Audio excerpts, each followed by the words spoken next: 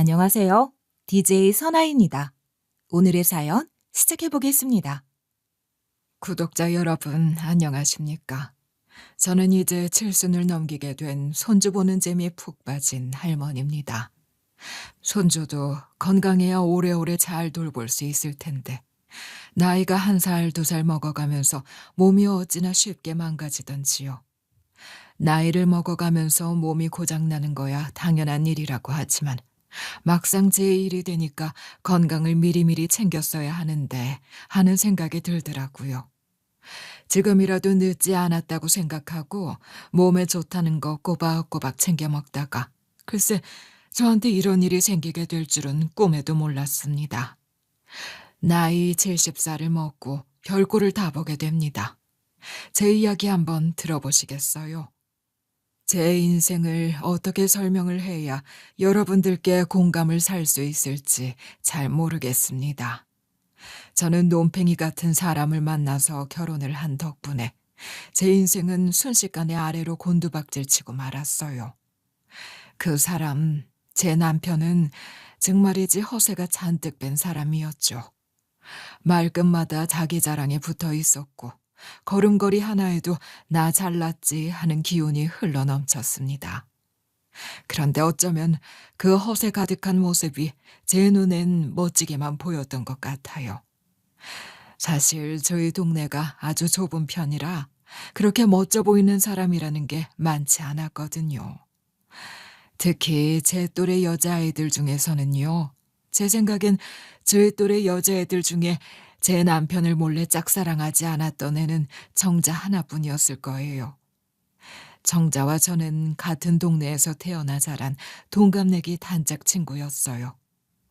어릴 때는 서로 몸에 어디 점이 있는지까지 알 정도로 가까운 사이였습니다.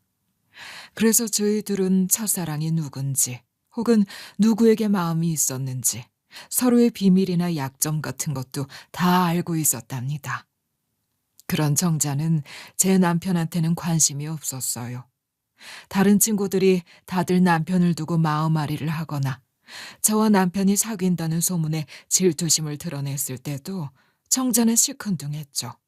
어쩌면 그래서 더 저는 정자와의 우정을 오래 이어갈 수 있었던 건지도 모르겠어요.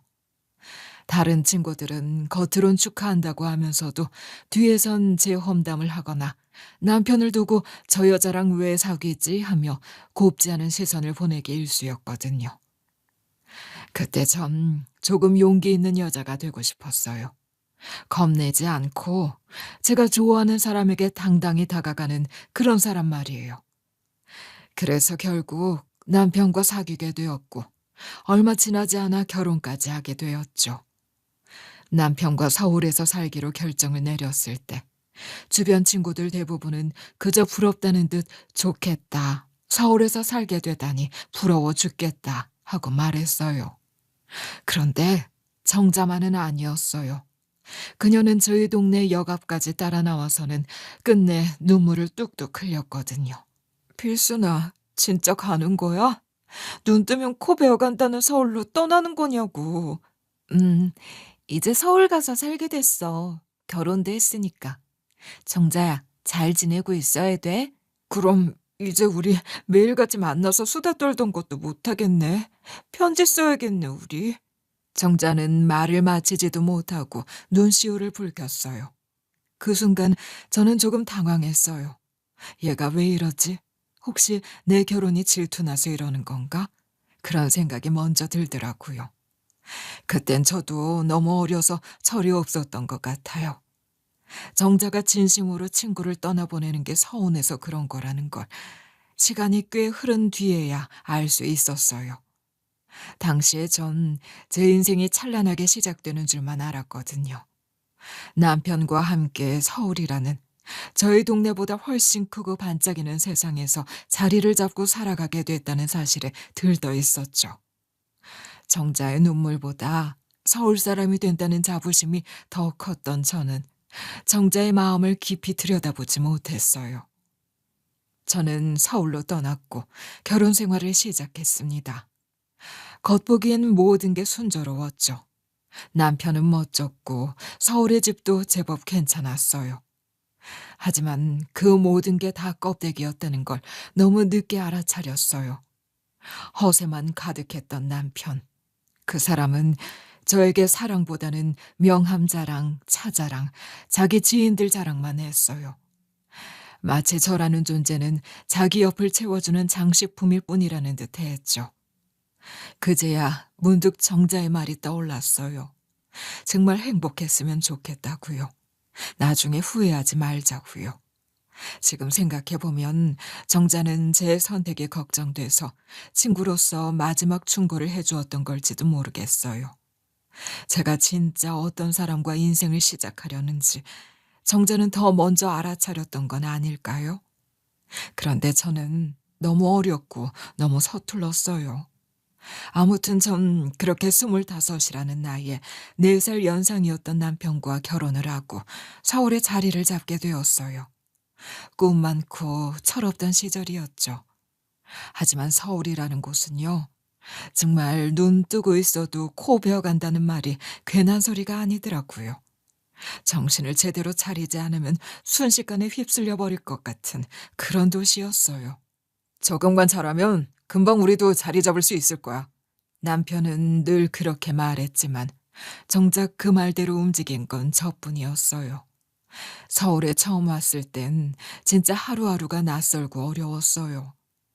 버스 노선 하나 익히는 것도 힘들었고 마트에 가서 장을 보는데도 가격이 너무 달라서 놀라곤 했어요. 시골에서 살 때야 이웃 아주머니들하고 수다 떨면서 이것저것 같이 하기도 했는데 서울은 그런 정 같은 게 없더라고요. 누구 하나 먼저 말을 걸지도 않고 제가 뭘 하든 관심도 없고요.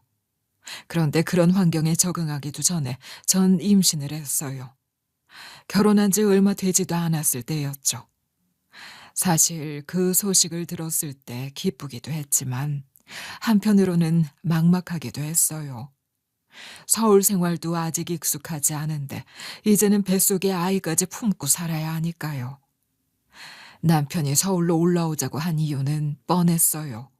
고향을 떠나서 타지에 정을 붙인다는 게 쉬운 일은 아닌 것 같아. 우리 부모님이 해주신 밥도 그립고. 그래도 서울엔 일자리가 많잖아. 우리도 이제 제대로 살아보자. 나도 빨리 취직할게. 듣기엔 멋져 보였지만 정작 일을 구하려는 건 저보다 못했어요. 아니, 제대로 해볼 생각조차 없는 사람 같았어요. 오늘도 면접이 있었는데 말이지. 그 회사 분위기가 좀 별로더라고. 다음 주엔 더 좋은 데 알아볼게. 그렇게 말은 뻔지르르하게 잘도 했어요. 그런데 결과는 항상 같았죠. 아무 일도 하지 않으면서 말만 계속 늘어놓는 남편을 보고 있자니 답답하게 이를 데 없었어요. 결국 저는 배가 불러오는데도 집안에만 있기 힘들어서 일거리를 찾아다녔어요. 몸 쓰는 일은 하지 못하니까 앉아서 할 수 있는 잡일이라도 찾았죠. 인형 눈깔 붙이기, 포장지 접기, 광고 전단지 끼워 넣기 같은 일들이었어요. 손이 저릴 정도로 계속 붙이고 접고 하면서 푼돈을 벌었죠. 그 돈으로 밥하고 반찬거리 사고 겨우겨우 하루하루를 살아냈어요. 친구들이나 지인들과도 연락을 거의 끊고 지냈어요. 어디 가서 제 처지를 말할 용기도 없었고 말한다고 해서 누가 도와줄 수 있는 것도 아니었으니까요. 그중에서도 가장 마음 아팠던 건 정자였어요. 제 가장 친했던 친구. 서로 몸에 점이 어디 있는지까지 알 정도로 친했던 그 아이. 결혼 이후에는 거의 연락도 못했어요. 임신한 몸으로 병원에 가기도 힘들었고 사실은 병원비조차 부담스러웠어요. 그래서 결국 전 산파를 불러 집에서 아이를 낳았어요. 지금 생각해보면 정말 위험한 선택이었죠. 조금만 문제가 생겼어도 어쩔 뻔했나 싶어요. 그런데 그땐 무식한 게 용감했던 걸까요? 그냥 다들 그렇게 낳았는데 나도 괜찮겠지 하는 생각뿐이었어요. 그런데 우리 남편은 돈이 없어서 위험하게 아이를 낳은 그 상황에서도 속 편한 소리를 하더라고요. 집에서 편하게 애 낳아서 좋겠다. 간호사들 눈치도 안 보고. 그렇게 저는 25에 결혼해서 32이 될 때까지 논팽이 같은 남편 밑에서 귀한 제 아들 하나 키우느라 정말 등골이 휘는 줄 알았어요. 정자에게 연락해서 하소연하고 싶기도 했지만 도무지 말이 나오질 않더라고요. 정자도 제가 결혼하고 6개월쯤 뒤에 선을 봐서 결혼을 했다고 들었어요. 하지만 전 그 결혼식에도 가지 못했어요. 그때 제 몸 상태가 너무 안 좋아서요. 입덧이 너무 심해서 제대로 앉아있지도 못했거든요. 그게 친구 맞나? 절친이라고 부를 자격이 있나 싶어서 더 연락을 못하겠더라고요. 그렇게 저는 결혼을 하면서 제 생활도 잃고 제일 소중했던 친구도 잃은 기분이었어요. 서울에서의 삶은 참 외로웠어요. 사람 하나 없는 낯선 도시에서 저는 제 아들 하나만 바라보고 그렇게 살았어요. 그 작은 존재 하나가 아니었다면 저는 버텨내지 못했을 거예요. 우리 아들은 정말 다행히도 논팽이 같은 그 애비를 안 닮았어요. 그런 생각을 할 때마다 가슴을 쓸어내리게 됩니다. 아직 조망만한 손으로 매번 화를 내고 짜증만 부리는 아버지 때문에 속상해하고 있는 절 조심스레 안아줄 때면 그 품이 어찌나 따뜻한지요. 세상에 그렇게 작고 연약한 품이 어른인 제 마음을 그렇게 따스하게 감싸주다니. 전 그저 아이를 꼭 안고 조용히 눈물을 삼켰어요. 그러던 어느 날 33이 되었을 때였어요. 제가 살면서 2번 다시 기억하고 싶지 않은 일이 벌어졌어요. 남편이 바람이 났다는 사실을 알게 된 거예요. 몇 번이나 의심은 했었죠. 술 취한 척 늦게 들어오고 핸드폰을 손에 쥔 채로 화장실까지 들고 다니고 옷차림에 신경을 쓰는 게 예사롭지 않았어요. 그래도 설마 했던 마음, 그래도 우리 가족은 지킬 거라는 기대가 바보같이 무너지는 순간이었습니다. 이번엔 정통으로 걸린 거예요. 아무리 아니라고 발뺌해도 증거가 있었으니까요. 저는 상간녀의 뺨을 세게 한 대 때렸어요. 그리고는 울분을 참지 못하고 소리쳤어요. 이 잡것들아, 불륜을 저지르다니 제정신이야? 당신들 미친 거 아니냐고! 기년이 지금 어디에 손을 올려? 당신 사람 때렸으니까 명예훼손이랑 폭행으로 고소하겠어. 저는 그 자리에 굳어버렸습니다. 정말 멍하더라고요. 눈앞이 핑 도는 기분이었어요. 심지어는 뻔뻔하게 이혼을 하자며 당당하게 말하기까지 했어요. 너 같은 년한텐 위자료 줄 돈도 없어. 우리 그냥 끝내자. 그 순간 이 인간이 정말 미쳤구나 싶었습니다. 저 사람에겐 가정도 아내도 아이도 아무 의미가 없었구나 하는 생각에 마음이 무너졌어요. 그 시절에는 여자가 이혼을 해서 아이를 혼자 키운다는 건 말로 표현 못할 만큼 큰 용기와 각오가 필요한 일이었어요. 하지만 전 그렇게 마음고생을 하며 사느니 차라리 아이와 단둘이 오붓하게 사는 게 낫겠다 싶었어요. 아들을 위해서라도 더 이상 저런 환경에서 키울 수는 없다는 생각이 들었죠. 그래서 결국 가정법원에 찾아가 이혼 소송을 걸게 되었어요. 법원 앞에서 서류를 꺼내들고 혼자 한숨을 쉬고 있는데 어디선가 익숙한 목소리가 들려왔습니다. 필순아, 너 필순이지? 그 목소리에 깜짝 놀라 고개를 돌려보니 아니, 이게 누구겠어요? 정자였어요. 도시락통을 하나 들고 곱게 차려입은 모습으로 서 있는 그녀를 보는 순간 시간이 거꾸로 흐른 듯한 기분이 들었어요. 결혼 후 연락 한 번 제대로 하지 못했던 친구였는데 바로 눈앞에 서 있었던 거예요. 세상에, 너 정자니? 정자 맞아? 아니, 어떻게 고향도 아니고 서울에서 만날 수가 있어? 필순이 맞구나. 내가 필순이 네 연락을 얼마나 기다렸다고. 근데 여긴 왜 왔어? 무슨 일 있는 거야? 전 고개를 들지 못했어요. 너무 부끄러웠거든요. 저와는 전혀 다른 삶을 살아온 듯한 그녀 앞에서 지금 제 처지를 고백하는 게 너무나 창피하게 느껴졌어요. 그런데 뒤따라온 저희 남편이 껌을 질겅질겅 씹으며 나타나자 정자의 눈빛이 확 달라지더라고요. 설마 너 이혼하러 온 거야? 그 한마디에 가슴이 벌컥 내려앉는 기분이었어요. 제가 아무 말도 못하고 고개만 숙이고 있으니까 정자가 제 어깨를 토닥이며 그동안 많이 힘들었냐고 고생했다고 말을 건네더라고요. 그 말에 그만 눈물이 핑 돌았습니다. 너무 오랜만에 듣는 따뜻한 말이었거든요. 저는 겨우 입을 열어 물었어요. 근데 넌 여기 왜 온 거야? 너 설마 너도 이혼하려고 여길 찾아온 거야? 아, 아니야. 우리 남편이 이 안에서 일해. 변호사야. 그래. 우리 엄마한테 들은 것 같다. 고시생이랑 결혼한다고 하더니 변호사 시험에 붙었구나. 정자가 고개를 끄덕였어요. 참 서러웠습니다. 같은 절친이었는데, 같은 나이인데, 세상은 너무 다른 곳으로 우리를 데려다 놓았더라고요. 친구는 변호사 사모님이 되어 고운 모습으로 도시락 싸들고 법원에 오는데, 저는 바람난 남편 때문에 울며 이혼하러 온 모습이었으니까요. 그 순간 마음 한구석이 아리면서도 이상하게 따뜻했어요. 멀어졌다고 생각했던 친구가 여전히 제 곁에 있는 듯한 느낌이 들어서였을까요? 세상이 참 잔인하다는 생각을 하면서도 동시에 다시 걸어갈 용기가 조금 생겼던 날이기도 했어요. 정자와의 우연한 재회 덕분이었겠죠. 정자는 그날 저에게 걱정하지 말라고 했어요. 이혼이라는 게 혼자 감당하기엔 많이 버거울 테니 힘든 일 있으면 꼭 본인에게 연락하라고요. 절 보며 안쓰럽다는 눈빛을 감추지 않더군요. 근데 전 그 말을 들으면서도 마음 한구석이 불편했어요. 내가 무슨 염치로 정자에게 또 연락을 해 싶었거든요.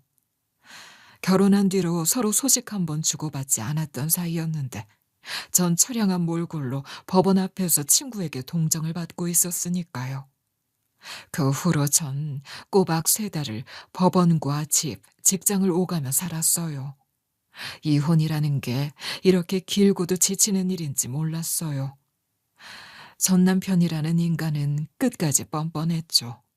심지어 법정에서조차 자신은 잘못한 게 없다며 당당한 태도를 보였어요. 그런 사람과 함께 살았다는 사실이 치욕스럽기까지 했어요. 결국엔 위자료랍시고 받은 건 겨우 월세랑 보증금 한 푼뿐이었어요. 그걸 덜렁 들고 저는 아이와 함께 새 삶을 시작하게 되었습니다. 자, 우리 아들, 엄마랑 이제 진짜 새 출발하는 거야. 알았지? 우리 이제 씩씩하게 살자. 응, 엄마. 난 엄마만 있으면 돼. 앞으로 내가 공부 열심히 해서 우리 엄마 호강시켜줄게. 사랑해.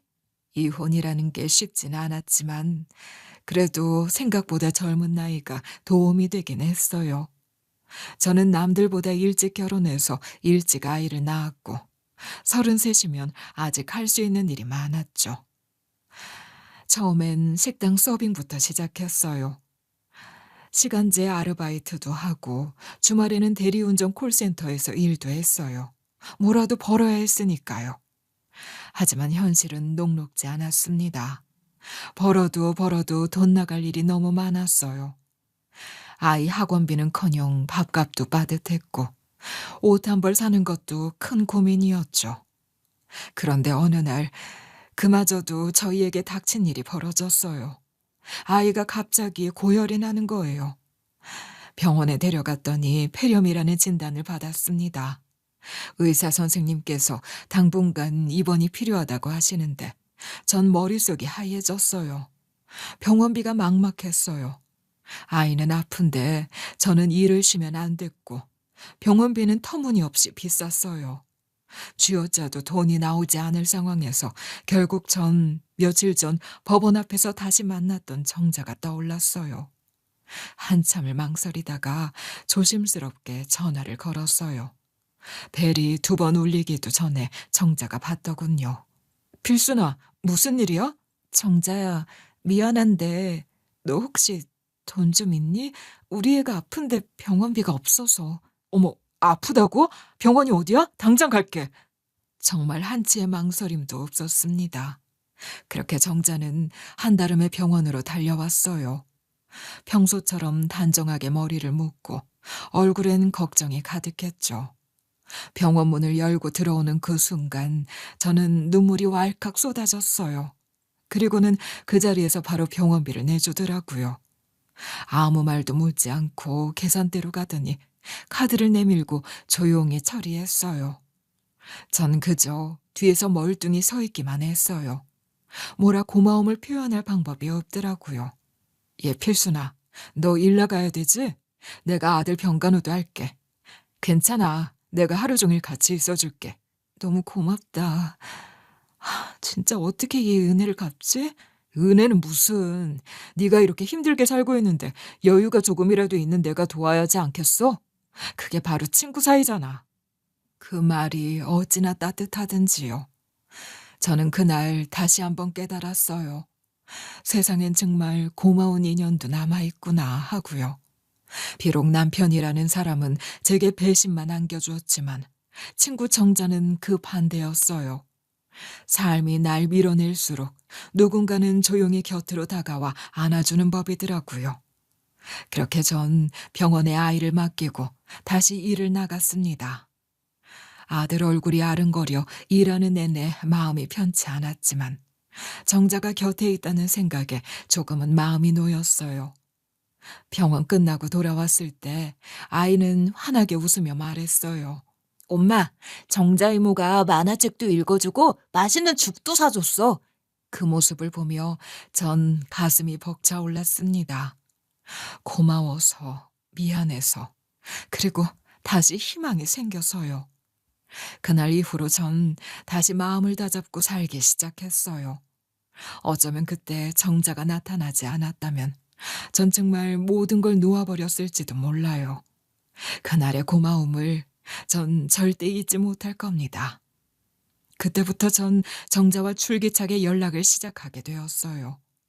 오랜만에 이어진 인연이었지만 마치 어제까지 매일 연락했던 사람처럼 대화는 자연스러웠고 정자의 따뜻한 말투가 절 참 많이 위로해 줬어요. 정자의 남편 역시 참 다정한 사람이었어요. 정자가 말하길 자신이 남편의 고시 준비를 뒷바라지 하던 시절엔 정말 고생도 많았다고 하더라고요. 하지만 남편은 그 시절을 잊지 않았고 지금의 정자의 말이라면 눈도 못 마주치고 고개를 끄덕일 만큼 고마워한대요. 정자야, 네 남편은 정말 보기 드물게 속이 깊은 사람 같다. 솔직히 말하면 정자의 인생이 정말 부러웠거든요. 정자의 남편은 돈도 잘 벌고 생김새는 평범했지만 정자를 바라보는 눈빛에서는 꿀이 뚝뚝 떨어졌어요. 말하지 않아도 저 사람은 정자를 진심으로 사랑하는구나 느낄 수 있었죠. 정자는 무슨 복을 받아서 이런 삶을 살고 있을까 그런 비교가 절로 되더라고요. 그에 비해 전 그리고 우리 아들은 말이 아니었죠. 얼굴이며 몸매며 살도 빠질 대로 빠져서 제대로 밥도 못 먹고 다닌다는 게 딱 티가 나는 모습이었어요. 누가 봐도 삶이 팍팍한 사람이라는 게 느껴졌을 겁니다. 얘 필순아, 서울에 계속 있을 거야? 친정엔 안 가고? 전 잠시 말이 막혔어요. 대답을 하기가 어려웠거든요. 정자는 그냥 궁금해서 물어본 것 같았지만 제겐 그 질문이 꽤 아프게 다가왔습니다. 사실 전 친정에 돌아갈 수조차 없었어요. 이혼 소식을 들은 친정 부모님은 제게 한마디의 위로도 없었어요. 오히려 쏟아진 건 냉정한 폭언뿐이었죠. 그런 놈팽이 같은 남자를 만나서 서울로 훌쩍 떠났을 때부터 알아봤다. 위자료 한 푼 못 받고 쫓기듯 돌아올 줄 알았어. 우리 도움 바라지도 마라. 저는 아무 말도 못하고 그 자리를 나왔어요. 마음 한구석이 텅 비고 등 뒤가 참 서늘했어요. 그날 이후로는 연락도 끊었어요. 그래서 정자의 물음에 저는 그저 멋쩍게 웃으며 말했죠. 친정에 갈 수가 없어. 그냥 여기에 뿌리 내려보려고. 내가 할 수 있는 일 해가면서 우리 아들 잘 키우면 되는 거지 뭐. 고생 참 많다. 친구라는 게 뭐야. 내가 네 가족처럼 옆에 있을게. 우리 서로 그렇게 지내보자. 어? 필요한 거 있으면 나한테 말해. 난 넉넉하니까 너한테 그 정도는 지원해줄 수 있어. 그런데 참 사람 마음이라는 게 삐뚤어질 대로 삐뚤어져 있으니까 정자가 진심으로 해준 말이었는데도 저는 그 순간 그런 말조차 동정처럼 느껴졌어요. 나약하고 의지할 데 없는 사람에게 던지는 말 같다고 생각해버린 거죠. 지금 생각해보면 제가 참 나쁜 생각을 한 거예요. 그만큼 제 마음이 닫혀 있었던 거겠죠. 그렇다고 해도 현실은 현실이었어요. 제가 가진 게 없다 보니 정자의 도움을 받을 수밖에 없었어요. 미안한 마음이 굴뚝 같았지만 다른 방법이 없었죠. 정자는 꾸준히 저희 집에 고기 반찬을 만들어다 줬고 종종 우리 아들에게 필요한 물건들도 사다 줬습니다. 그러던 어느 날 우리 아들이 중학생이 되던 해였어요. 밥을 먹다 말고 아들이 툭 하고 묻더라고요. 엄마, 정자 이모는 왜 맨날 새 물건을 헛물건인 척하면서 나 줘? 뭐? 그게 무슨 소리야? 맨날 옷 갖다 주잖아. 정자 이모 아들이 못 입게 된 옷이라고. 근데 내가 알아. 이거 다 새 옷이야. 이번에 받은 운동복 봐봐. 이거 이번에 새로 나온 브랜드 신상인데? 아니야. 그게 어떻게 새 옷이야? 그 많은 옷을 어떻게 맨날 새로 사다 주겠어? 너도 알잖아. 정자 이모 아들도 있고 덩치 크니까 그 옷 너한테 오는 거잖아. 그럼 엄마, 그 옷들에서 왜 늘 좋은 냄새가 나는데? 세탁소에서 막 나온 것처럼 깨끗하고 향기도 나. 지난번엔 옷에 택도 붙어 있었어. 그거 진짜 새 옷이야. 그 말을 듣고 전 머리가 띵했습니다. 정자는 한 번도, 단 한 번도 그 옷이 새 옷이라고 말한 적이 없었어요. 늘 우리 애가 못 입는 옷인데 네 아들이 입으면 좋을 것 같아서 라는 말만 했었죠. 그런데 정자는 매번 그렇게 헌옷처럼 포장해서 제게 새 옷을 건넸던 겁니다. 심지어 아이가 부담을 느끼지 않도록 새 옷을 일부러 빨아 향기를 입혀 보내준 거였어요. 저는 그 자리에서 가만히 앉아 한참을 말없이 있었어요. 고마워서, 미안해서, 부끄러워서. 참 많은 감정이 한꺼번에 밀려왔어요. 그런데 제가 참 못난 사람이라는 것을 그때 깨달았죠. 고마운 마음을 그저 고맙다고 표현을 해야 했는데 저도 모르게 자격지심이 발동하고 말았던 겁니다. 정자야, 너 정말 우리 아들한테 매번 새 옷을 사주고 있었던 거야? 내가 그렇게 거지로 보였니? 동정해야 할 대상이라고 생각했던 거야? 빌순아, 무슨 소리를 하는 거야? 아니야. 난 널 그런 식으로 대해본 적 단 한 번도 없었어. 그런 마음이었으면 애초에 그렇게 하지도 못했을 거야. 오해야. 저는 말문이 막혔어요. 정자는 그저 절 친한 친구, 가족처럼 생각해서 도운 것이었을 텐데 제 안에 작고 비뚤어진 마음이 그걸 받아들이지 못하고 튕겨낸 겁니다. 참 못났죠. 지금 생각해도 그때 제 말은 너무 부끄럽습니다.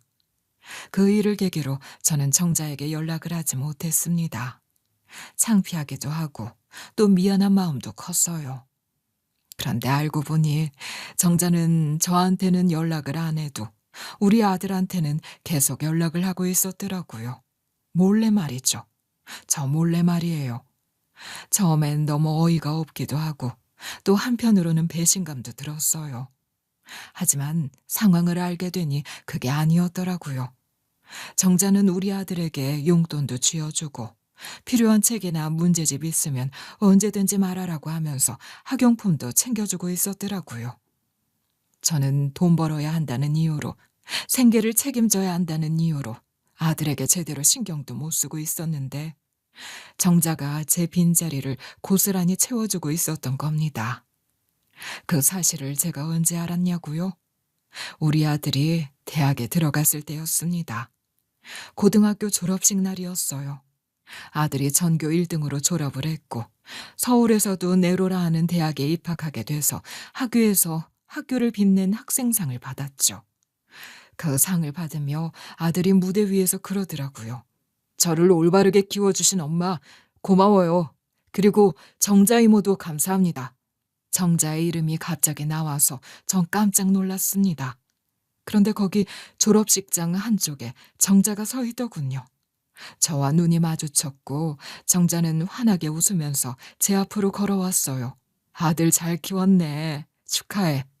우리 아들은 겨우겨우 턱걸이 했는데 말이야. 예, 필순아, 너 우니? 정자야, 정말 고마워.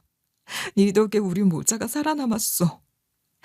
네가 챙겨주지 않았으면 지금 이 순간도 없었을 거야. 무슨 소리야. 너도 얼마나 힘들었겠어. 난 그냥 네가 내 친구라서 가족처럼 느껴져서 한 것뿐이야. 그런데 내가 네 마음까지는 생각을 못했던 것 같아. 미안해. 그날 이후로 우리는 다시 예전처럼 가까워졌어요. 아니, 오히려 그 이상이었죠. 다시 연락을 주고받으면서 우리 사이엔 그 어떤 거리감도 남아있지 않았어요. 예전엔 그저 친구라고 말했지만 이제는 서로를 가족이라 부르기로 했어요. 그 후로도 세월은 빠르게 흘렀어요. 정자 아들이 대학을 졸업할 때 제가 축하한다고 한가득 선물을 안겨주었고, 우리 아들이 좋은 회사에 취업을 했을 땐 정자가 본인의 일처럼 기쁘다며 손뼉을 쳐주었죠. 정말 우리 오래 살았네. 참 많은 일들이 있었지. 이제 자식들 결혼시키고 손주 키우고 하면 우리 인생도 끝에 다다라는 건가? 아직 먼 이야기 같은데 그리 멀지도 않은 이야기네. 아들도 겨우 키웠는데 손주들은 또 어찌 키우나 싶다. 그래도 지금이 제일 좋다. 네가 있어서 내가 살아. 서로에게 그렇게 말해줄 수 있는 친구가 있다는 건 정말 큰 복이라고 생각합니다. 사실 정자의 남편이 말입니다. 저한테 몇 번이나 제안을 해왔었어요. 필순 씨, 혹시 재혼하실 생각은 없으세요?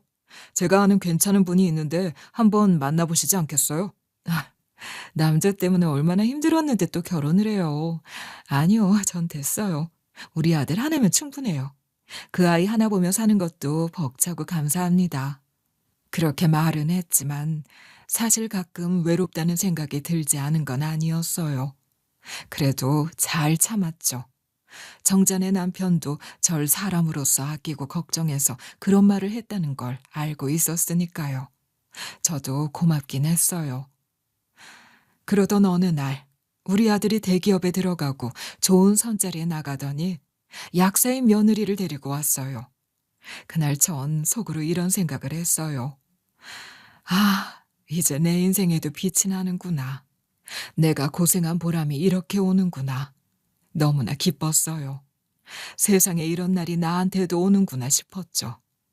제가 남편 없이 아이 하나에 매달려서 살아온 세월이 결코 짧지 않았거든요. 아들 하나 잘 키워보겠다고 밤낮 없이 일하고 남들 놀 때 저는 일터에 있었어요. 그런데 그렇게 고생해서 키운 아이가 좋은 배우자를 만나 결혼까지 하게 됐으니 그때 전 진심으로 이제 됐다 싶었어요. 그에 비해 정자의 아들은 중소기업에서 일하고 있었어요. 사실 정자의 남편이 변호사였으니 사람들은 당연히 아들도 똑똑할 거라 생각했죠. 그런데 세상 일이 어디 그렇게 단순하든가요? 오히려 저희 아들이 더 잘된 걸 보면 말이죠. 지혜비가 그렇게 논팽인데도 우리 아들은 스스로 알아서 길을 뚫고 나갔다는 게 그렇게 자랑스러울 수 없었어요. 남편이 저희를 버리고 떠난 그날부터 전 제 아들이 잘 되기만을 바라며 버텨왔거든요. 우리 아들 부부가 첫 손주를 낳았을 땐요. 정자가 정말 부러워하더라고요. 아유, 넌 손주 보는 재미도 있겠네. 우리 아들도 빨리 결혼 좀 해야지. 나도 그런 재미를 좀 보지. 얘는 뭐 여자친구가 있다 없다 소식도 없어. 뭘 조급해하고 그래. 조금만 기다려. 곧 좋은 인연이 나타날 거야. 그러다 어느덧 우리 손주가 2살이 되었을 무렵 정자 아들도 드디어 결혼을 했어요. 그리고 정자 며느리를 처음 소개받았을 때 정말 깜짝 놀랐습니다. 어머, 필순 이모님이시구나. 제가 정말 말씀 많이 들었어요. 자매나 가족이나 다름없는 사이시라고요. 저도 앞으로 잘 부탁드려요, 이모님. 어머, 이 아가씨 왜 이렇게 싹싹해? 진짜요. 너무나도 살갑고 예의 바른 아이였어요. 처음 만났는데도 눈을 또랑또랑 뜨고 저한테 말을 건네는데 그 밝은 인사 한마디에 제 마음이 확 열리더라고요. 그와 비교하면 솔직히 말해서 우리 며느린 좀 아쉬운 부분이 많았습니다. 우리 아들이 대기업 다니고 며느리는 약사라고 얼마나 바쁜지 집에도 잘 오지 않았어요. 물론 일이 바쁘니까 그럴 수 있겠죠. 그런데 문제는 명절에도 해외여행 가요 하면서 얼굴도 비치지 않는 겁니다. 저는 속으로 서운한 감정이 쌓여갔어요. 예전엔 우리 아들이 나름대로 기념일도 잘 챙기고 저한테 선물도 곧잘 했거든요. 그런데 결혼하고 나서는 마치 며느리 꿰매 빠진 사람처럼 변해버렸어요. 제가 그걸 정자에게 하소연했더니 정자는 난감하다는 표정을 지으며 말했어요. 그게 우리 며느린 날 너무 잘 챙겨줘서 뭐라고 말하기도 그렇다. 그리고 정자네 며느리에 대해 이런저런 이야기를 들려주는데 듣는 내내 부러움이 확 밀려왔어요. 우리 며느리 말이야. 진짜 딸 같아. 자기 맛있는 거 먹으러 갔다 하면 꼭 챙겨. 좋은 데 놀러 간다 해도 어머님도 모시고 갈 걸 그랬어요 하면서 전화 와. 몸에 좋다는 거 있다 하면 택배로 보내주고. 내가 그동안 어떻게 살았는지 다 알아주는 느낌이랄까? 그 이야기를 듣고 나니까 마음이 너무 쓰리더라고요. 저는 며느리가 약사인데도 제 건강 한번 크게 신경 써주는 걸 못 느꼈거든요. 몸에 좋다는 음식이라도 하나 챙겨주는 날이 있었나 싶을 정도로요. 정자는 친구인 저에게 그저 자랑하려던 게 아니었어요. 며느리가 잘하니까 감사해서 나누고 싶은 마음이었을 텐데 제 안에선 괜히 비교가 되고 속상한 마음이 커져만 갔어요. 속 좁은 생각인 거 아는데도 마음이 자꾸 가라앉더라고요. 그럴 때마다 정자의 며느리가 더 반짝반짝 빛나 보였던 건 어쩌면 제가 바라고 있던 것을 그 아이가 하고 있었기 때문인지도 몰라요. 사실 제가 나이 60을 넘기고부터 몸이 부쩍 안 좋아졌어요. 그냥 피곤해서 그런가 보다 했는데 어느 날부터는 자꾸 숨이 차고 몸이 붓고 입맛도 없어지더라고요. 결국 병원에 갔더니 신장이 망가졌다고 하더군요. 처음엔 믿기지도 않았죠. 설마 내가 싶었는데 검진 결과를 듣고 앉아 있으니 기운이 쭉 빠졌어요. 정자도 비슷했어요. 어떻게 된 게 우리 둘이서 나란히 신장에 탈이 나다니 참 희한한 인연이었죠. 우리는 그렇게 병원도 같이 다니고 약도 같이 타서 챙겨 먹고 서로 상태는 어떤지 묻기도 하며 의지가 되었어요. 그런데요, 정자네 며느리는 정자가 신장에 문제가 있다는 걸 알자마자 바로 반응을 하더라고요. 이건 신장에 좋은 차다 뭐다 하면서 약이니 건강식품이니 꼼꼼하게 챙겨다 주는 겁니다. 정자는 그걸 또 그렇게 고맙다며 잘 받아먹고 둘이 사이도 참 좋아 보였죠. 저는 그걸 보면서 속으로 이런 생각이 들었어요. 나는 약사 며느리를 뒀는데 왜 이렇게 다르지? 하고요. 사실 우리 며느린 제가 아프다는 걸 알면서도 처음엔 영양제 몇 개 던져주듯 주고 병원 갔다 온 날이면 제가 받은 처방전 한번 슬쩍 보더니 제가 알아서 약 만들어 드릴게요 하고는 휙 돌아서더라고요. 그 모습이 어찌나 허전하고 서운하든지요. 그렇게 지내던 어느 날이었어요. 며느리가 퇴근하고 들어오더니 그러더라고요. 어머님, 요즘 괜찮으세요? 약국에 좋은 영양제가 들어왔는데 어머니 칠순도 얼마 안 남으셨잖아요. 이거 드셔보세요. 진짜 좋아요. 그 말을 듣는데 얼마나 기분이 좋던지요. 그래도 내 며느리도 이제 좀 날 챙기는구나 싶어서요. 며느리가 손수 건네준 상자를 받아들고 전 신이 나서 정자를 만나서 자랑을 했어요. 정자야, 이것 좀 봐봐. 우리 며느리가 이번에 약국에서 특별히 가져다 준 거야. 칠순도 다가오고 하니까 몸 챙기라면서. 너도 좀 나눠줄게. 약사 며느리가 추천해준 거니까 분명 좋은 거겠지? 그런데요. 정자가 상자를 열고 안에 있는 영양제를 들여다보더니 갑자기 얼굴이 굳는 거예요. 그러더니 이내 소리를 버럭 지르더군요. 예, 필순아. 너 이거 먹으면 안 돼. 이거 신장에 정말 안 좋은 약이야. 너 이거 먹으면 죽는다니까. 전 그 자리에서 얼어붙고 말았어요. 눈앞이 핑 도는 기분이었어요. 뭐라고? 이게 신장에 안 좋아? 그럴 리 없어. 약사인 우리 며느리가 무조건 좋은 거라고 챙겨 먹으라고 했다니까. 당연하지. 이건 고단백 영양제야. 신장 안 좋은 사람한테는 독약이나 마찬가지라고. 정자는 당장 상자를 제 손에서 낚아채더니 성분표를 하나하나 짚어가며 설명해 줬어요. 순간 며느리에 대한 믿음이 무너지는 소리가 마음속에서 들렸어요. 물론 며느리가 일부러 그런 건 아닐 수도 있겠죠. 바쁘다 보면 깊이 생각 못했을 수도 있고요. 하지만요, 전 그래도 약사라면, 가족이라면 최소한 신장이 안 좋은 시어머니에게 그런 걸 줄 때 한 번쯤은 생각해 보는 게 맞지 않나 싶었어요. 그래도 전 절 챙긴 며느리를 믿고 싶었어요. 정자야, 오해일 거야. 약사인 우리 며느리가 준 영양제라니까? 이름이 비슷한 다른 거 아니겠어? 얘 필순아, 나 못 믿니? 나도 그거 처음엔 괜찮은 줄 알았어. 인터넷에서 많이들 먹는다고 하길래 나도 하나 사봤거든? 근데 우리 며느리가 우연히 보더니 깜짝 놀라는 거야. 이 성분 보라고. 신장에 무리가 간다면서 이거 당장 버리라고 하더라니까. 자기가 따로 영양제 챙겨주겠다고 그러더라고. 정자야, 네 며느리는 약사가 아니잖아. 우리 며느린 약사야. 그것도 6년째 나와서 약국까지 운영하는 앤데 그 아이가 더 잘 알지 않겠니? 그래서 나도 그 생각을 했는데 혹시 네 며느리가 약사니까 오히려 더 자세히 알고 일부러 그런 걸 챙겨준 건 아닐까 싶어서. 그게 무슨 소리야? 우리 며느리가 약사라서 더 자세히 알고 나쁜 영양제를 일부러 줬다는 거야? 그냥 의심이 된다 이거지.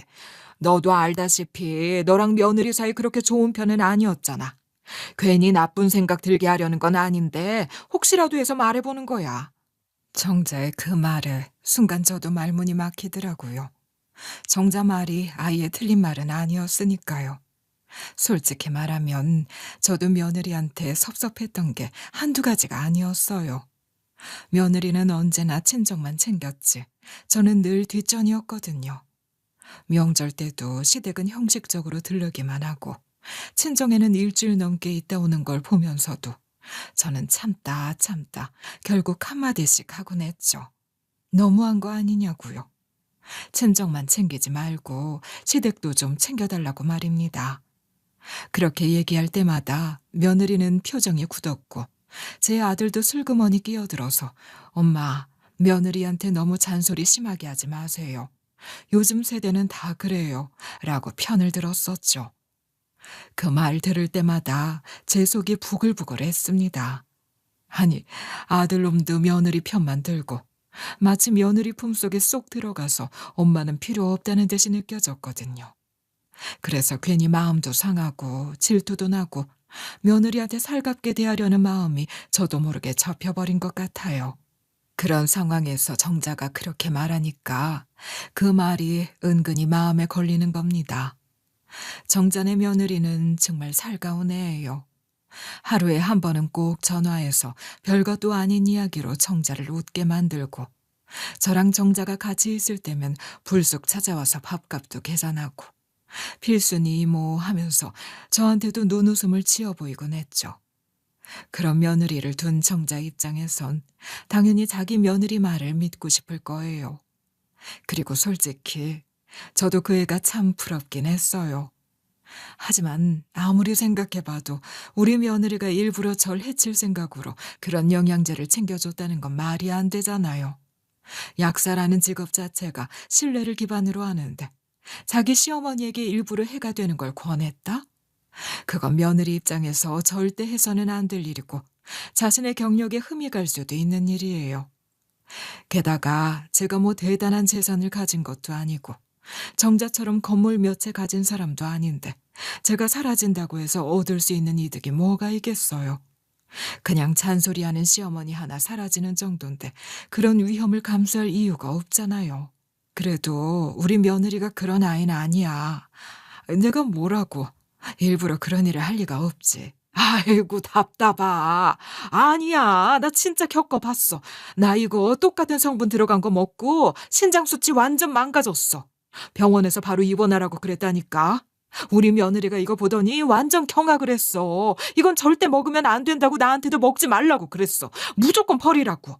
그렇게까지 말하니 저도 점점 불안해졌어요. 괜히 찜찜한 마음이 들어서 그 자리에서 모르는 척 며느리에게 전화를 걸었어요. 목소리를 최대한 평온하게 내며 물었습니다. 예, 네가 지난번에 보내준 그 영양제 말인데 그거 신장에 진짜 좋은 거 맞니? 정자한테도 추천해도 되는 거야? 이야기요? 어머님, 그거 안 드시면 더 위험해요. 어머님 건강 상태에 맞춰서 신장에 가장 안전하고 효과 좋은 성분으로만 골랐어요. 정자 이모님께도 추천해드려도 괜찮아요. 그 대답을 듣고 순간 마음이 놓이기도 했어요. 우리 며느리가 거짓말을 할 애는 아니거든요. 그런데도 계속해서 머릿속이 복잡하더라고요. 정자 며느리가 왜 그렇게까지 강하게 말했을까 하고요. 결국 전 부녀회 친구 중에 동갑내기인 약대 교수에게 연락을 했어요. 그 친구는 서울 큰 대학 약대 교수로 근무 중인데 평소에 약 관련해서 궁금한 거 있으면 믿고 물어보는 사이예요. 제가 영양제 성분을 사진 찍어 보내고 이 약 괜찮은 거냐고 물어봤더니 답이 오더라고요. 이건 신장에 아주 잘 맞는 성분이야. 어르신들한테 종종 권장되는 조합이기도 하고. 특별히 어딘가 안 맞는 질병이 있는 게 아니라면 오히려 꾸준히 먹는 게 좋아. 특히 지금처럼 신장이 예민한 분들한테는 보조제처럼 작용하니까 도움이 되지. 그래? 확실해? 아니, 내 친구 며느리가 이 약을 먹으면 안 된다고 했다는데 이걸 반대로 해석해서 금지했다고? 그건 좀 이해가 안 되는데. 그 며느리분이 어떤 자료를 봤는지는 모르겠지만 위험하다는 판단은 무리가 있어. 정확한 진단 없이 이런 말 퍼뜨리는 건 좋지 않아. 그 말을 듣고 나니까 마음 한구석이 답답해지더라고요. 혹시 몰라서 가까운 내과에 가서 직접 상담을 받아봤어요. 의사 선생님께 약을 보여드리며 여쭤봤더니 의사도 약대 교수랑 같은 말씀을 하는 겁니다. 이건 어머님 연세와 상태에 딱 맞는 성분이에요. 부담도 적고 오히려 도움이 될 수 있어요. 너무 걱정 안 하셔도 됩니다. 그제야 전 진짜 안심이 됐어요. 그러면서 한편으론 의문이 더 깊어졌죠. 정자 며느리는 도대체 어디서 뭘 듣고 와서 저렇게까지 말을 한 걸까 싶어서요. 머리를 싸매고 고민을 하고 있는데 제 며느리가 안방으로 들어오더니 조심스럽게 말을 거는 겁니다. 어머님, 무슨 고민 있으세요? 아, 글쎄, 네가 준 그 약 말이다. 내 친구 며느리가 그게 몸이 나쁘다며 절대 먹지 말라고 했거든. 혹시 네가 일부러 그런 거 준 건 아니겠지? 제 말에 며느리가 순간 눈이 커지더니 정색을 하더라고요. 그러곤 한참을 망설이다가 조용히 입을 열었어요. 어머님, 저 이 이야기 드려야 하나 고민 많이 했어요. 괜히 어머님께 밉보일까 봐 마음속에만 담아두고 있었는데요. 전 순간 심장이 철렁했죠. 도대체 무슨 말을 하려는 걸까 싶어서요. 그랬더니 며느리가 아주 조심스러운 말투로 말하더라고요. 전요, 그 정자 이모님 처음부터 좀 이상하다고 생각했어요. 뭐라고? 정자가 왜? 걔가 나랑 제일 친한 친구야.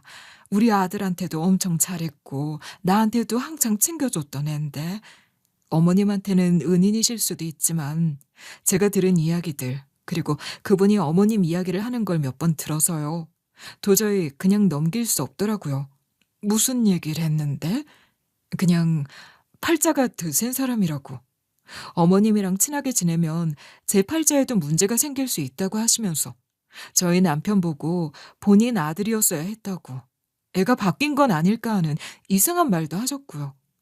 또 저한테도 약대식이나 나온 똑똑한 여성이 왜 그 집 며느리를 하고 있냐고. 아까워 죽겠다고.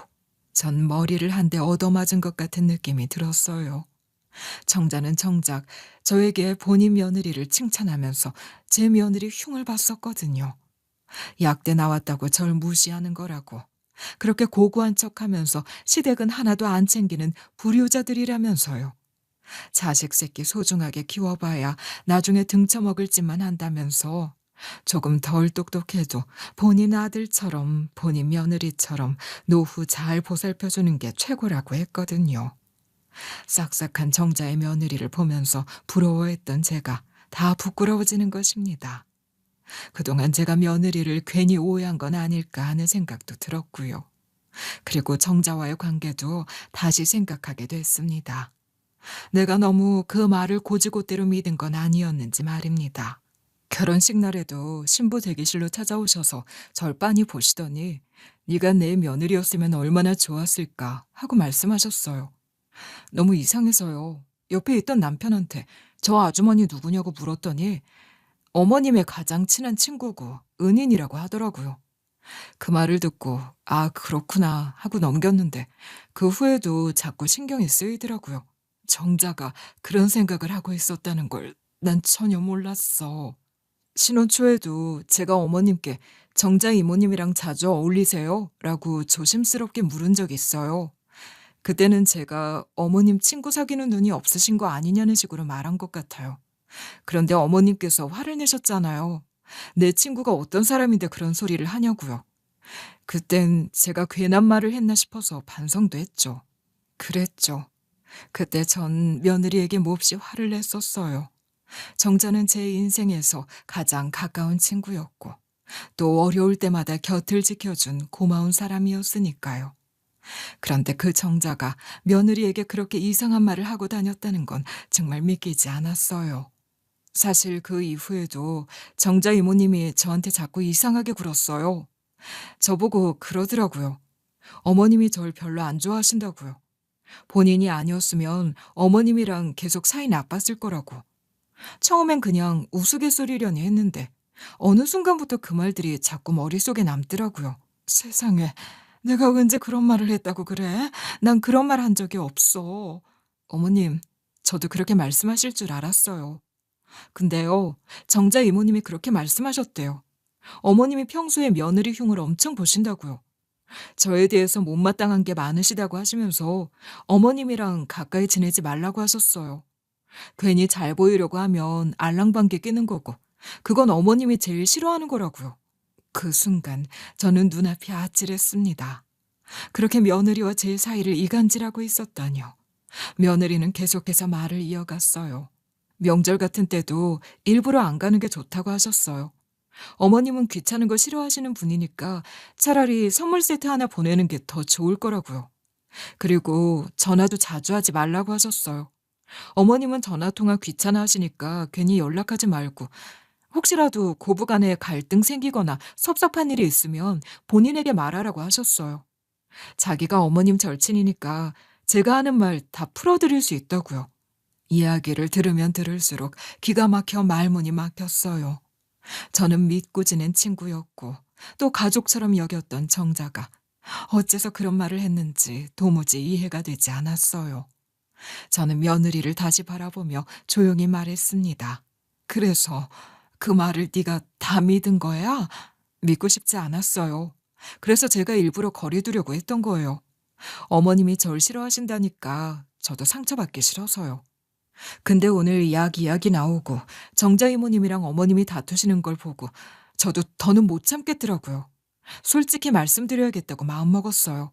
제가 정자에게 얼마나 마음을 줬는데 어쩌다 이런 오해가 생긴 건지 아니면 진짜 그 사람이 두 얼굴을 한 건지 머리가 너무 복잡해졌습니다. 저는 말없이 앉아 한참을 생각에 잠겼어요. 어머님, 전 어머님을 정말 좋아하고 싶었어요. 그래서 더 아팠던 것 같아요. 괜히 멀어진 것 같아서요. 이제는 서로 솔직하게 지내요. 네? 그래, 고맙다. 나도 오늘에서야 많은 걸 알게 된 것 같구나. 그럼 그 정자 며느리가 진짜 이 약을 먹지 말라고 했다는 게 사실일까? 어머님, 제 생각엔 그분 이 약에 대해 잘 모르실 것 같아요. 사실 성분 자체가 일반인들이 이해하기엔 좀 복잡하거든요. 그래? 정자 며느리 번호 혹시 알고 있어? 지난번에 번호를 교환했거든요. 아마 저장돼 있을 거예요. 잠시만요. 저는 지체하지 않고 바로 정자의 며느리에게 전화를 걸었어요. 조심스럽게 그리고 제가 물어보고 싶은 말을 했어요. 어머, 나 필순이 뭐야. 잘 지냈어? 혹시 정자한테 어떤 영양제 먹지 말라고 한 적이 있니? 영양제요? 어머님, 무슨 영양제를 드신다고요? 전 어머님이 드시는 약에 대해서 뭐라 한 적이 없어요. 순간 전 멍해졌어요. 이게 무슨 일인가 싶었어요. 그 이야기인즉슨 정자 며느리는 영양제 이야기를 전혀 모르고 있었던 거잖아요. 정자가 며느리가 먹지 말랬다는 건 순 거짓말이었다는 얘기잖아요. 그 영양제는 의사와 약대 교수까지 권장한 필수 보조제였고 오히려 먹지 않으면 위험한 건데 말이에요. 그럼 결론은 정확했죠. 질투심 때문에 저와 며느리의 사이를 깎아내리려 했던 것이라는 뜻 아니겠습니까? 전 순간 머리가 띵해졌어요. 아니 어떻게 사람이 저렇게까지 할 수 있지? 싶어서 말입니다. 그걸 그냥 넘어갈 수는 없었어요. 그래서 정자에게 전화를 걸었어요. 정자야, 우리 좀 만나자. 할 이야기가 좀 있어. 그리고 며느리와 함께 약속 장소로 나갔죠. 정자가 우리 둘을 보는 순간 움찔하는 게 느껴졌어요. 그러더니 어색하게 웃으며 아무렇지 않은 척 하더라고요. 어머머, 두 사람 이제 사이가 다시 좋아졌나 봐. 아유, 너무 잘 됐다. 전 숨을 깊게 들이쉬고는 곧장 본론으로 들어갔어요. 정자가 변명거리를 생각해낼 시간을 주면 안 된다고 생각했거든요. 정자야, 너 왜 나랑 우리 며느리 사이를 이간질했어? 아이, 그런 말 마. 그게 무슨 말도 안 되는 소리야? 난 그냥 둘이 사이좋게 지냈으면 해서. 그저 중간에서 말 몇 마디 전한 거였는데 혹시 그게 오해를 샀나? 아이, 정말 그런 의도 아니었어. 그때 며느리가 가방에서 약통을 꺼내 조용히 테이블 위에 내려놨어요. 그러고는 단호한 어조로 말했죠. 이거 어머님이 지금 꼭 드셔야 하는 약이에요. 신장 기능 저하를 막아주는데 꼭 필요한 성분만 들어있어요. 그런데 왜 거짓말까지 하시면서 못 드시게 하셨어요? 정자는 순간 굳어버리더니 손끝이 부들부들 떨리는 게 보였어요. 며느리는 이어서 말했죠. 이건요, 그냥 농담으로 넘길 수 있는 일이 아니에요. 사람 목숨이 걸린 문제라고요. 이거 범죄예요. 정자 이모님 남편분 변호사시죠? 그분도 아시게 되면 가만히 안 계실 텐데요. 그 말에 정자는 완전히 얼어붙었고 결국엔 눈을 피하며 조용히 말하더군요. 고개를 푹 숙인 정자의 얼굴은 이제까지 제가 알고 있었던 정자의 얼굴과는 많이 달라 보였어요. 미안해. 내가 잘못했어. 제발 내 남편한테는 말하지 말아줘. 제발 부탁이야. 너 솔직히 말해. 너처럼 똑똑하고 자존심 센 애가 왜 나한테 열등감을 느꼈던 거야? 사실 내 인생도 녹록지 않았거든. 가진 거 없는 시골 여자였던 내가 고시생이었던 지금의 남편을 만나서 뒷바라지를 몇 년이나 했어. 밥 해주고 빨래하고 같이 공부하고 병간호까지. 진짜 내 청춘을 다 쏟아붓지. 그런데 변호사 되고 나니까 시댁 식구들이 뭐라는 줄 알아? 우리 아들이 변호사인데 너같이 촌스러운 애 만나서 빛을 못 본다고 했어.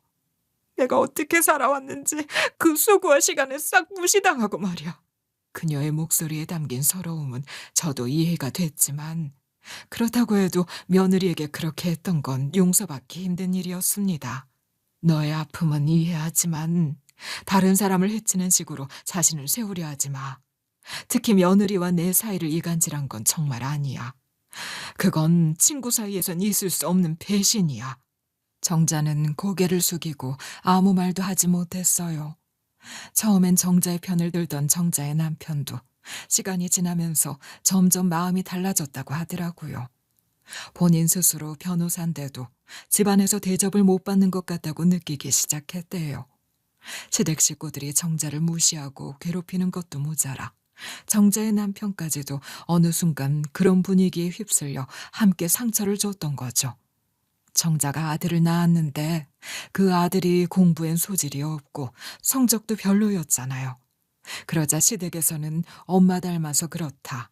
무식한 게 그대로 유전됐다라며 정자를 탓했답니다. 공부야 아이 성향도 있고 관심사도 다른 건데 다 정자의 탓이 되어버린 거죠. 그러다가 정자와 우연히 저는 법원 앞에서 재회를 하게 됐고 정자는 제 처지를 보며 스스로 위로받고 있었던 거예요. 나는 저 사람보단 낫다는 생각으로 제게는 잘해주는 척하면서 자존감을 세우고 있었던 것입니다. 그러면서도 늘 말끝마다 내 형편이 넉넉하니까 널 도울 수 있는 거다. 우리 남편은 변호사니까 걱정 없어 라고 하며 과시를 한 것이었어요. 그땐 그냥 넘겼는데 지금 생각해보면 이미 그때부터 마음속으로 선을 긋고 있었던 것입니다. 그런데 시간이 지나 우리 아들이 잘 풀리기 시작하고 약사 며느리까지 들어왔잖아요. 그걸 정자는 받아들이지 못했던 거예요. 우리 집이 자기 집보다 잘 되는 걸 견디지 못했던 거죠. 심지어 정자의 남편이 우리 아들은 중소기업 다니는데 저 집은 왜 자식복이 터졌냐고 하며 정자를 닥달하기 시작했대요. 그럴수록 정자는 더 위축됐고 그 화살이 저희 집을 향했던 거예요. 자존심은 상하고 남편에게는 미움받고 있으니 어떻게든 저희 며느리와 저 사이를 틀어놓고 싶었던 거겠죠. 그러면 봐, 저 집도 별 수 없어 라고 말할 수 있으니까요. 넌 몰랐겠지만 나 자격지심이 있었어. 열등감도 컸고 네가 더 잘 되면 더 망했으면 하고 바란 적도 있었어.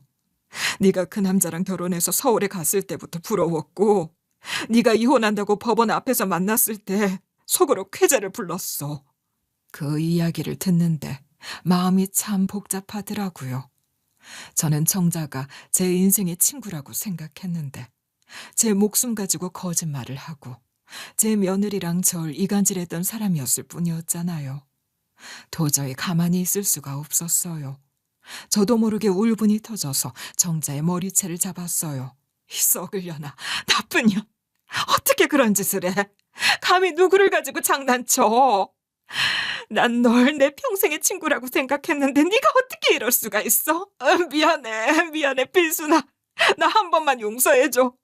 이 사실이 우리 남편의 귀에 들어가면 나 큰일 나. 눈물 범벅이 된 그 얼굴을 보는데도 분이 가시질 않았어요. 정말 그 얼굴에 침을 뱉고 싶을 정도로요. 결국 옆에 있던 사람들이 제가 머리채를 쥐고 흔드는 모습을 보고 경찰에 신고했고 정자와 전 나란히 경찰서에 가게 됐습니다. 우리 아들이 그 소식을 듣고 놀라서 달려왔어요. 제가 얼마나 분노했는지, 얼마나 배신감을 느꼈는지 다 이야기했죠. 아들은 정말 실망스러운 표정으로 정자를 바라보았고 정자는 우느라 정신이 없었어요. 결국 정자의 남편까지도 연락을 받고 경찰서에 왔더라고요. 오자마자 정자에게 소리를 지르는데 그것도 참 답답하대요. 이 여편네가 나이 먹고 쪽팔리게 뭐하는 짓이야? 경찰서에서 이게 뭐하는 꼴이냐고? 이상하게 통쾌하진 않더라고요. 마음 한켠에선 정자의 인생도 얼마나 고달팠으면 이렇게까지 됐을까 싶은 안쓰러움이 남았어요. 결국 저희는 적당히 합의하기로 했고 정자는 제게 고개를 숙이며 울먹였어요.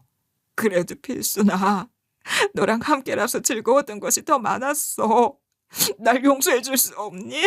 그 열등감, 자격지심이라는 거 언제 다시 고개를 들지 모르는 거야. 우리 앞으로는 보지 말자. 그리고 경찰서를 나서며 정자의 연락처를 모두 차단했습니다. 저는 그런 사람과 엮이고 싶지 않았어요. 그 뒤로 오해가 깊었던 며느리와 조용히 마주 앉아 소주 한 잔을 나눴어요. 서로에 대해 그동안 하지 못했던 이야기를 천천히 꺼내며 풀어갔어요. 아직은 조금 어색하지만 함께 시간을 보내며 친해지려 노력 중이에요. 사람 사이란 게 참 어렵더라고요. 가깝다고 믿었던 사람에게서 상처받고 멀게만 느껴졌던 사람과는 다시 가까워지고 이젠 다시는 누가 제 주변을 이간질하게 두지 않으려고요. 그러려면 제가 더 단단해져야겠지요. 저에게도 진정한 친구가 생기길 바라며 제 사연을 마치도록 하겠습니다.